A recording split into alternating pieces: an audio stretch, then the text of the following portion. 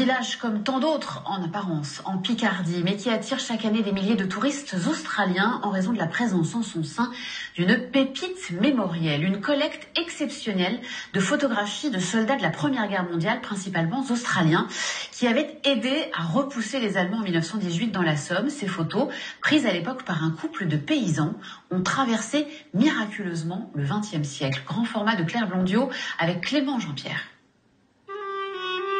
Des centaines de visages, témoins de l'histoire de la Première Guerre mondiale. Quelques instants de vie immortalisés par un couple d'agriculteurs, originaires de Vignacourt dans la Somme. Antoinette et Louis Thuillier.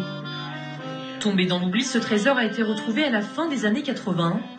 Des photos de soldats anglais, indiens, mais surtout beaucoup d'Australiens. Mes deux grands-pères et mon grand-oncle ont combattu en France pendant la Première Guerre mondiale. Donc c'est important de venir ici. Ça fait des mois que l'on en parle et nous y sommes enfin. Des centaines de touristes australiens parcourent des milliers de kilomètres pour découvrir ces photos. C'est très important de transmettre ça à mes enfants, pour qu'ils le transmettent eux-mêmes à leurs enfants, pour qu'on n'oublie jamais ce qui s'est passé ici. Pendant la guerre, Vignacourt est devenu une importante base pour les Alliés et le théâtre d'intenses combats. Des vies au destin brisé, transmises par ce professeur australien passionné d'histoire. Ça parle de la relation de soldats australiens avec des villageois français et qui sont devenus comme une famille. Ça m'émeut parce que ce sont des histoires vraies. Depuis quelques jours, l'accent australien résonne en terre Picardie. Le 25 avril 1915 marque la date de leur entrée en guerre. Depuis, c'est un jour de commémoration. Sur le front, près de 46 000 soldats australiens ont perdu la vie et certaines de leurs tombes se trouvent ici, dans ce cimetière. Chaque année, un hommage leur est rendu à Vignacourt.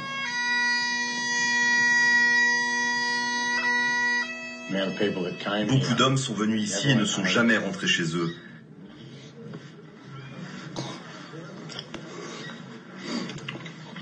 Ça me bouleverse.